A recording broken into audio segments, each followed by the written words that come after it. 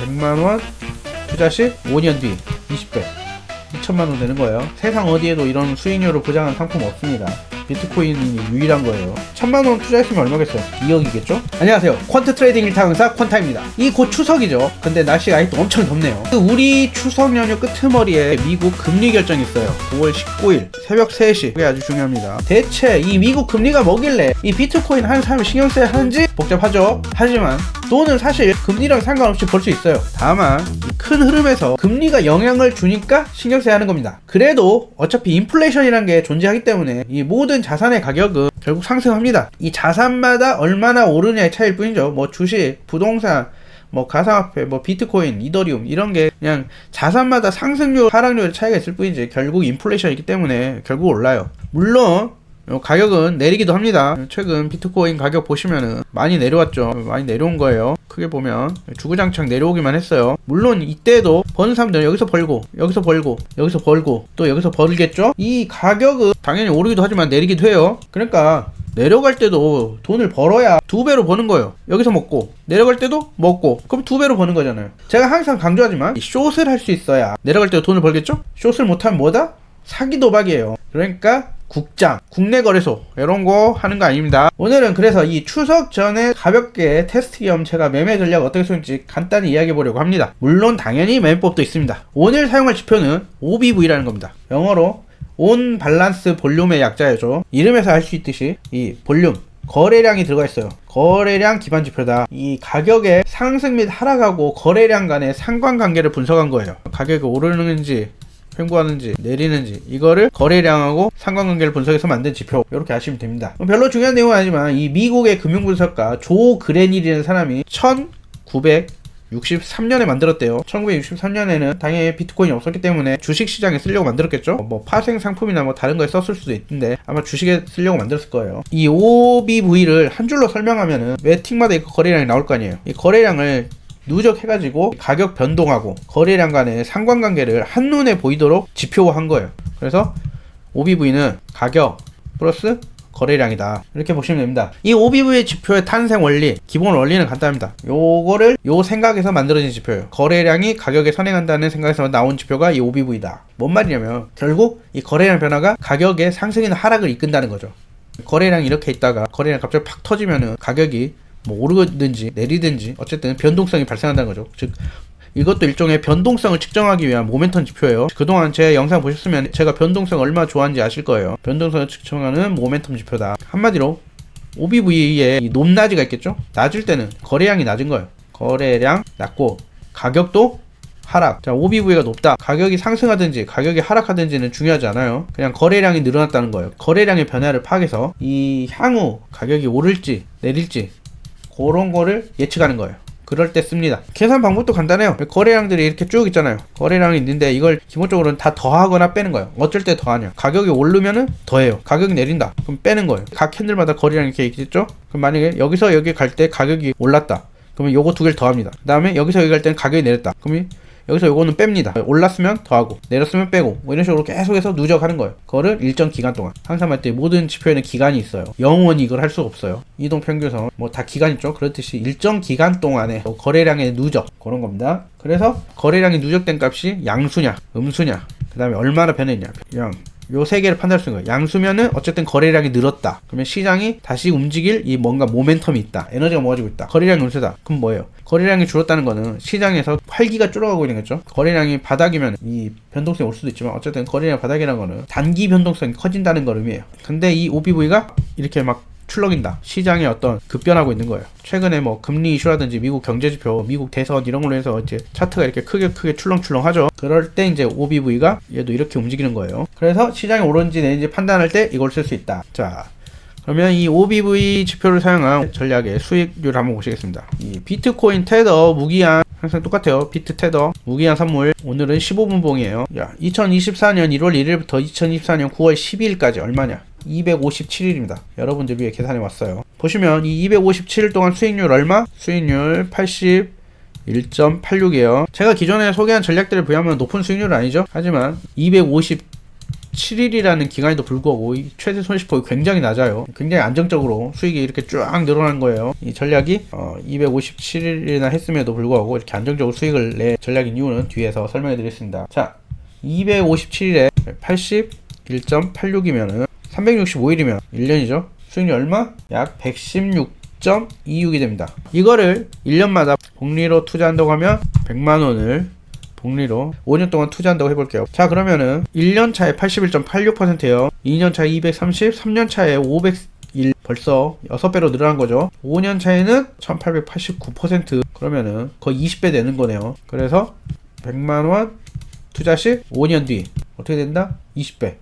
2천만원 되는 거예요. 이 소소해 보이지만 세상 어디에도 이런 수익률을 보장하는 상품 없습니다. 비트코인이 유일한 거예요. 자, 1000만원 투자했으면 얼마겠어요? 2억이겠죠? 이렇게 계산되는 거예요. 물론 사실은 257일마다 복리를 하는 게 맞죠? 257일마다 복리를 하면 이 수익률이 더 높아질 거예요. 자, 이 매매법 쓰시려면은 제 영상 아래에 이 고정 댓글 바로 가기에 링크 누르셔서, 자, 여기 들어오시면은 여기 애널리스트 칼럼 있어요. 누르시면은 퀀타 들어오시면은, 자, 이렇게 오늘 소개한 이 OBV 지표 글 써놨습니다. 여기 들어가시면 돼요. 여기 들어가시면은 트레이딩 뷰에서 지표 사용하기, 요거 누르시면은 트레이딩 뷰에서 바로 사용하실 수 있어요. 바로 쓰실 수 있도록 제가 이렇게 셋업을 해놨어요. 이 시장에는 거래량을 기반으로 한 지표들이 많이 있어요. 은근히 VMA 이런 것도 있고 거래량 기반 지표가 시장에는 많이 있다. 근데 이제 이 거래량 기반 지표 중에서는 제일 유명하고 많이 쓴 지표라고 아시면 됩니다. 만든 지도 오래됐고 많이 있다는 거는 사람들이 거래량 기반 지표를 신뢰하고 많이 쓴다는 거겠죠. 근데 사실 저는 거래량 기반 지표를 잘 쓰지 않습니다. 그게 약간 취향 문제다. 일단 거래량이라는 게 어떤 주기성도 없고 거래량이라는 게 고정적이잖아요. 특히 가상화폐는 더 그렇습니다. 그래서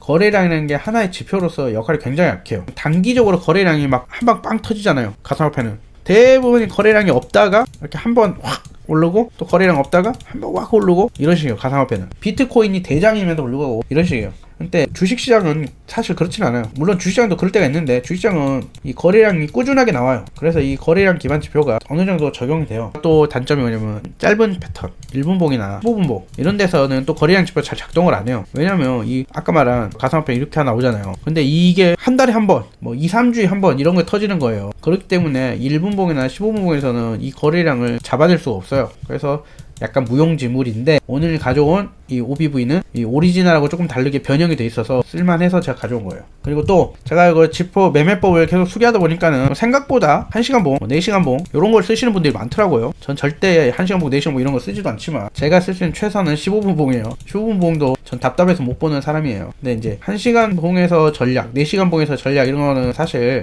전략이라고 볼 수가 없어요. 그냥 어떤 점성술의 영역이지. 4시간 안에 데이터가 4개밖에 없는데 말도 안 되는 소리죠. 15분 봉이 거의 이제 어떤 그 퀀트나 이런 걸 할 수 있는 마지노선이라고 보시면 돼요. 개인 수준에서나 15분 쓰는 거지. 기관에서 15분 쓰는 사람 아무도 없어요. 그냥 이런 거 그냥 켜놓고 추세를 볼 때나 쓰는 거지. 어떤 매매 전략 할 때 이런 거 쓰지 않습니다. 그래서 오늘 제가 원래 거래량 기반 지표를 잘 안 쓰는 이유에 대해서 좀 장황하게 설명했는데 오늘 이걸 갖고 온 거는 이게 아이디어가 좋아서 갖고 왔어요. 요거 지표가 아이디어가 좋더라고. 오늘 제가 가져온 전략에는 몇 가지 옵션이 더 들어가 있어요. 여기서 OBV는 이 파란색 선밖에 없어요. 근데 여기는 이제 이 빨간색 선도 있고 녹색 선도 있죠. 그리고 원래 OBV는 이 중심선을 중심으로 이렇게 위아래로 움직이지 않아요. 이 OBV는 이제 거래량을 누적이기 때문에 보통 이렇게 큰 주기로 이런 식으로 움직입니다. 이런 식으로 거래량 음수 양수 이런 식으로 전환하지 않고 그냥 거래량 따라서 그냥 큰 흐름을 움직이는 거예요. 그런데 이제 오늘 가져온 이 OBV는 합성지표야. 여기다가 오실레이터라는 걸 씌웠어요. 오실레이터가 뭔지는 제가 예전에 스토캐스틱 하면서 오실레이터를 잠깐 설명한 적이 있을 거예요. 스토캐스틱이 어떻게 생겼어요? 이렇게 생겼잖아요.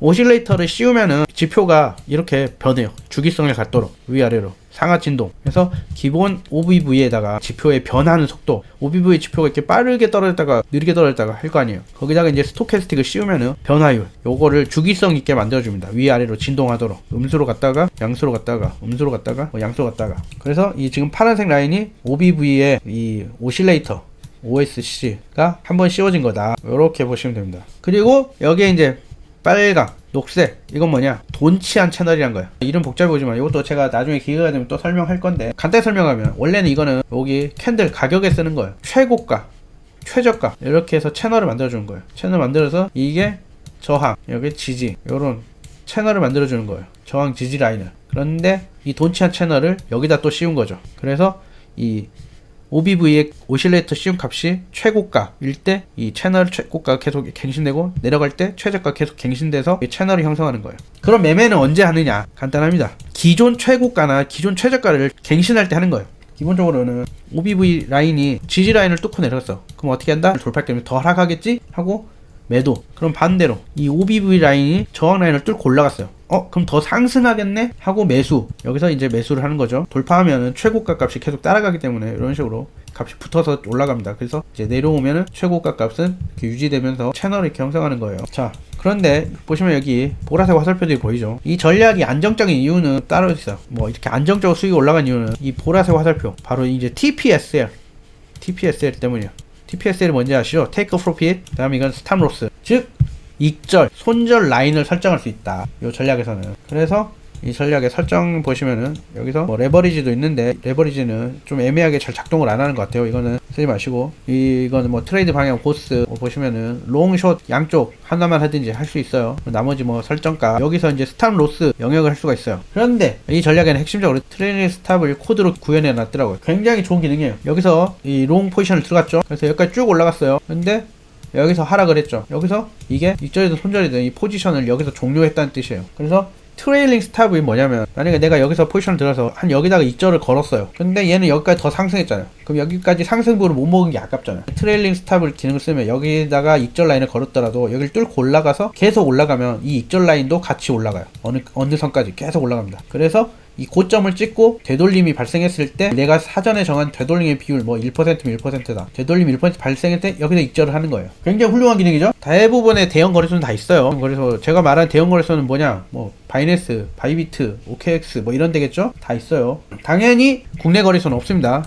이제 업비트, 빗썸 이런 데는 이런 기능이 없어요. 왜냐? 여러분이 돈을 벌면 안 되니까. 거기는 여러분한테 돈을 벌게 해주는 곳이 아니에요. 거기는 사기 도박장이지. 자, 하여튼 이 전략에 트레일링 스탑 기능이 있다는 거. 자, 이 전략은 OBV에다가 이제 오실레이터를 씌우고 돈치한 채널을 쓰는 게 굉장히 아이디어가 좋아서 제가 이 전략을 갖고 왔어요. 버전 4여가지고 배포가 안 되더라고요. 수정도 안 되고. 그래서 제가 여러분들 위해서 이거를 버전 5로 업데이트를 하고 제가 링크를 걸어놓은 거예요. 그래서 오늘은 지표가 아니라 전략입니다. 제가 여러분께 처음으로 이제 전략으로 바로 공유를 하는 거예요. 왜냐면 이게 제가 오리지널로 다 만든 게 아니기 때문에 양심의 가책을 받아서 여러분께 이제 전략으로서 공유를 합니다. 평소에는 제가 전략을 공유를 안 해요. 왜냐면 전략으로 만들면 QA를 해줘야 돼요. 그게 영 쉽지 않거든요. 그래서 보통 QA를 안 하기 위해서 제가 전략으로 안 하고 지표로 공유를 하는데, 이거는 이제 제가 오리지널이 아니기 때문에 다른 분이 옛날에 만든 거를 아이디어가 좋아서 60% 정도를 제가 가져온 것 같아요. 그런 부분을 제외하고 제가 이제 업데이트를 하고 개량을 좀 해가지고 이거를 이 비트코인 15분봉에 맞춰서 제가 셋업을 해놓은 거예요. 원래는 뭐 주식시장에 쓰던 거니까 뭐 일봉 이런 거에 맞춰져 있겠죠, 오리지널을.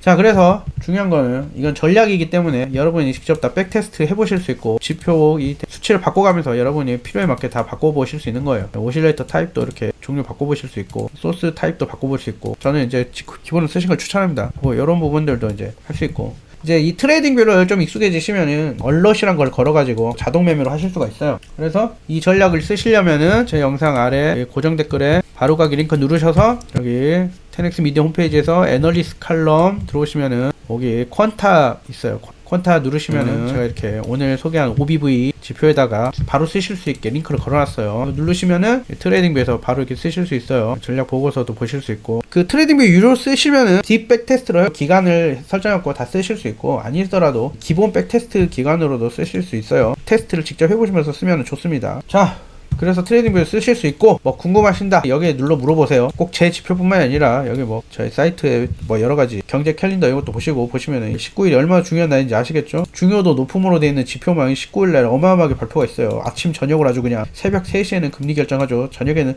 실업수당 청구, 영국 금리, 그다음에 주택 판매, 이것도 또 중요합니다. 미국의 부동산 경기를 파악할 수 있는 지표이기 때문에 그런 핵심적인 내용들이 많이 여기서 확인하실 수 있기 때문에 들어오셔서 꼭 이것저것 보시면서 하시면 좋습니다. 자, 이제 추석이죠. 근데 미국은 당연히 추석이 아니겠죠. 한국만 추석이에요. 여러분이 명절을 보내는 동안에도 거래는 계속되고 차트는 계속 움직여요. 하지만 이제 또 말하면 이제 지겨운데, 이 금리 결정이라는 빅 이슈 때문에 추석 동안에 어떤 큰 변동성은 없을 거예요. 좀 이렇게 횡보할 것 같아요. 보시면 저도 이렇게 매매 한번 하고 계속 매매 안 하고 쉬고 있어요. 박스권 횡보하고 있는 거예요. 제 생각에는 이 추석 동안은 좀 매매를 쉬시는 게 좋지 않나. 가족과 함께 명절을 즐기시는 게 좋고, 초록창 씌우면서 이제 제가 오늘 소개한 요 자동 매매, 요 매매법도 한번 써보시고 트레이딩부에서 자동 매매를 할 수가 있어요. 이 얼럿을 보내가지고 거래소에서 그 얼럿 시그널을 받아가지고 자동으로 매매까지 수행해주게 할 수가 있어요. 그 API로 연결해가지고. 지금은 지표 소개하고 있는데 커리큘럼 끝나면은 시그널로 API 연결해서 하는 것까지 제가 좀 진행을 해보려는 목표는 있어요. 언제까 될지 모르겠지만 저는 당연히 이렇게 하고 있습니다. 손매매 같은 거 하지 않아요. 손매매는 그냥 재미로 하는 거다. 매매도 매매지만 명절이니까 맛있는 거 많이 드시고 몸도 마음도 건강하게 하셔가지고 이 다음 주에 큰 변동성이 있을 때